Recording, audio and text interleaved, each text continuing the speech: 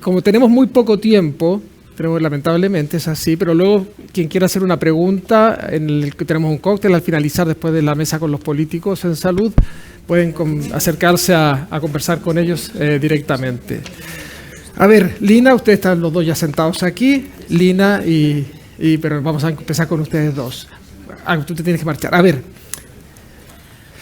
ustedes han sido parte importantísima de la fundación, tanto en Córdoba como en Barcelona, por lo que significa tanto para el Estudio CEIFAR y de antes del Estudio CEIFAR, porque hemos estado en el board y en el comité científico de la fundación. ¿Qué ha significado para ustedes en estos 25 años lo que era la hipercolesterolemia familiar, lo que es y lo que será? Pues bueno, si yo te tuviera que resumir lo que era la hipercolesterolemia familiar, pues primero, hace 30 años la hipercolesterolemia familiar lo consideraba la gran mayoría de los profesionales como una enfermedad rara, fíjate, una enfermedad rara, que apenas se conocía, que apenas sabían qué era, cómo se diagnosticaba, que no teníamos herramientas fundamentalmente de tratamiento, y eso en los últimos 30 años ha cambiado drásticamente. En primer lugar, gracias pues al esfuerzo de la Fundación, y no solo al esfuerzo de la Fundación, sino de todos los agentes involucrados, pero especialmente de la Fundación, esta es una enfermedad que cada vez se conoce más, que cada vez se pone en valor, que realmente representa y afecta a uno de cada 200, 300 de la población general. Con lo cual, de enfermedad rara nada, es la enfermedad genética probablemente más frecuente que padece el ser humano. En segundo lugar, no teníamos herramientas hace 30 años para tratarla. ¿Por qué? Porque es una hipercolesterolemia severa que requiere el esfuerzo terapéutico no de un único agente, sino, como se ha demostrado, de varios agentes, y que a lo largo de estos 30 años pues hemos visto aparecer primero las estatinas, segundo el ezetimibe, tercero los inhibidores de PSSK9, cuarto lo que vienen más cosas. Es decir, de no poder controlar adecuadamente a nuestros pacientes hacía 30 o 40 años, a tener todas las herramientas para que estos pacientes pues tengan, con las herramientas que tenemos en la actualidad, el mismo riesgo que puede tener un paciente en la población general. Y eso es el gran paradigma que se ha presentado en estos 30 años en esta enfermedad. Muy bien, gracias. Lina. Sí, es evidente que el trabajo realizado desde la Fundación ha sido paradigmático en lo que significa el conocimiento de la hipercolesterolemia familiar en España. Yo recuerdo cuando empezábamos a considerar que teníamos que hacer algo. No está funcionando. Gracias. Ahora sí. Con Pedro Mata iniciábamos, y también con Pepe, todo el grupo que está aquí estaban ya participando. Yo era presidenta de la Sociedad Española de Arteriosclerosis y pensamos que teníamos que hacer alguna iniciativa para poder vehiculizar la importancia que tenía la hipercolesterolemia familiar y el poco conocimiento que había incluso entre la clase médica con respecto a esta enfermedad. Se iniciaron los primeros pasos y es verdad que la perseverancia que ha habido en los miembros de la Junta Directiva, del Comité Organizador de la Fundación han sido importantísimos. Pero también es cierto que ha habido un esfuerzo investigador en la comunidad internacional que ha sido el que ha aportado la posibilidad del tratamiento. La situación en la que estamos en este momento, que además debemos ser muy optimistas porque va a mejorar en el futuro. Va a mejorar en el futuro porque el conocimiento del metabolismo y de la síntesis y la homeostasia del colesterol es cada vez más profundo y, por tanto, lo que se nos avecina, que es el conocimiento de los mecanismos de regulación epigenética de los efectos del colesterol, va a suponer también otras avenidas para el tratamiento. Por tanto, en Barcelona tenemos el biobanco de la Fundación, lo que se ha explicado con anterioridad, que va a servir también para avanzar el conocimiento, que va a ser un aporte desde la Fundación a la ciencia internacional. Y esto también los pacientes deben saberlos. Evidentemente todo está anonimizado no va a haber ningún tipo, porque se siguen todos los estándares de procedimiento ético y de seguridad para el paciente, pero tenemos una fuente importantísima de generar conocimiento. Y esto es importante porque también es un valor añadido a lo que significa el trabajo de esta fundación. Muy bien, muchas gracias, Ovidio. Jesús, ¿por qué se sigue minimizando por algunos profesionales, que eso tiene mucho más, es mucho más, digamos, es importante en el punto de vista negativo? ¿Por qué se sigue minimizando para muchos especialistas o médicos de atención primaria o como queramos el tema de la hipercolesterolemia familiar? El colesterol no es importante. ¿Será que falta mucha formación en el pregrado, en el posgrado, en nuestros programas de educación?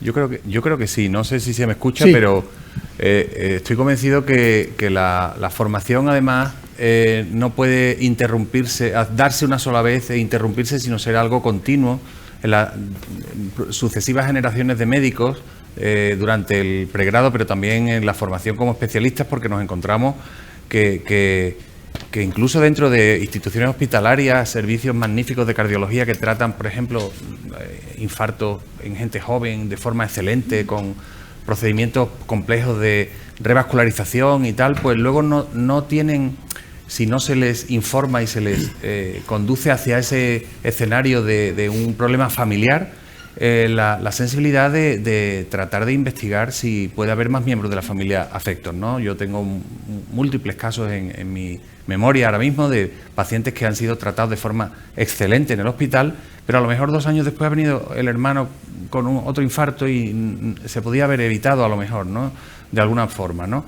Entonces yo creo que una de las funciones de la Fundación y de los profesionales que estamos de alguna forma comprometidos con todo esto es difundir todo esto para que realmente los médicos en general pues piensen que la hipercolesterolemia familiar es una forma muy grave y sobre todo que viene desde antes incluso del nacimiento y que esto es crónico y acumulativo desde la propia infancia, es decir, son niveles de por vida de colesterol muy alto, que no es lo mismo que la hipercolesterolemia más común, que no hay que desdeñarla y que es igualmente importante, pero que por supuesto la gravedad y el impacto que tiene esto en la salud en nada se parece, porque no tratados, no detectados, que lo primero que hay que hacer es detectar, y el mejor diagnóstico para una enfermedad genética obviamente es un diagnóstico genético, eso no cabe duda. Los pacientes se conciencian más, los profesionales al ver el diagnóstico genético pues también eso los sensibiliza, las farmacias hospitalarias conceden mejor los tratamientos más sofisticados y por tanto más caros si tenemos el diagnóstico genético. El diagnóstico genético es fundamental y en definitiva completamente de acuerdo en que la formación es la base de que esto cambie. Muy bien. Jesús. Sí, buenas tardes a todos y a todas. Yo ante todo quería subrayar que el proyecto de la Fundación, y ahora hoy celebrando el 25 aniversario, yo creo que es el momento de decirlo, es un proyecto de éxito en el sentido de que todos, personalizo en mí como médico y profundo conocedor de pacientes, que todos conocemos a personas que gracias al diagnóstico precoz y al tratamiento y el abordaje que tanto se ha desarrollado, como se ha dicho, en los últimos años, esas personas han podido vivir más años y con más calidad de vida. Yo creo que ese es el éxito de la Fundación, que hemos conseguido eso, que es lo importante. Diagnóstico precoz, tratamiento precoz y la posibilidad de que no haya episodios cardiovasculares, ¿no? Y dicho eso, yo sí que quiero insistir en lo que acaba de decir el compañero, que sí que es verdad que una enfermedad desconocida, en su momento ya no tanto gracias a la labor de la Fundación Hipercolesterolemia Familiar, no está muy arraigada en el pensamiento, en el pool de conocimiento de general de los médicos y de los médicos jóvenes. Yo creo que ahí queda todavía por hacer y tenemos que ser realistas y tenemos que ser ambiciosos para este tipo de enfermedades de origen genético, con un diagnóstico precoz y un tratamiento que va a aumentar años y con calidad de vida. Yo creo que es algo que dentro de la formación médica tiene que ser un pilar esencial. Y lo digo porque el futuro de nuestro Sistema Nacional de Salud es la prevención y el diagnóstico precoz de enfermedades. Sin eso, el sistema sanitario está abocado a una profunda y probablemente irreversible crisis. Yo creo que la piedra angular de todo lo que hagamos en el futuro va por fomentar la detección precoz y la prevención.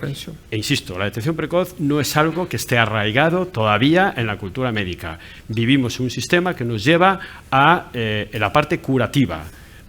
O curar, pero poco prevenir y diagnóstico precoz. Tenemos que arraigar eso en la cultura médica. Muy bien. ¿Algún último comentario ahí, Pepe? Y Lina. Y hacemos una última pregunta.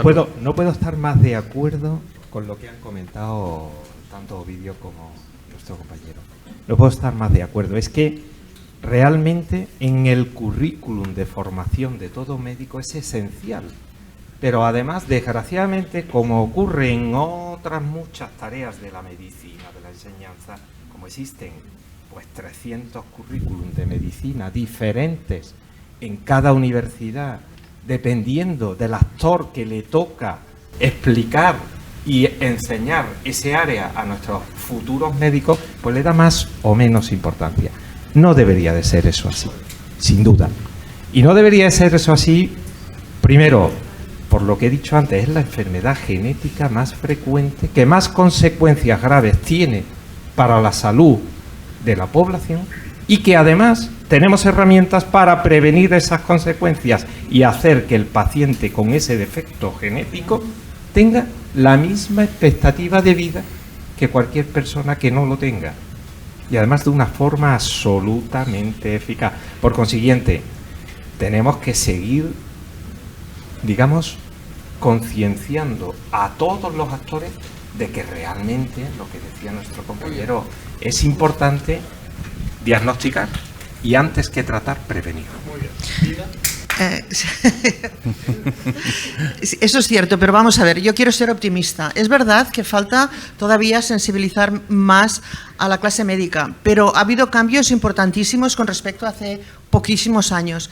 En las guías de tratamiento para la prevención primaria y secundaria de la Sociedad Europea de Cardiología, la hipercolesterolemia familiar sale como un tratamiento clásico para que haya mejora de pacientes. Es decir, que ya las guías clínicas están incorporando el mensaje.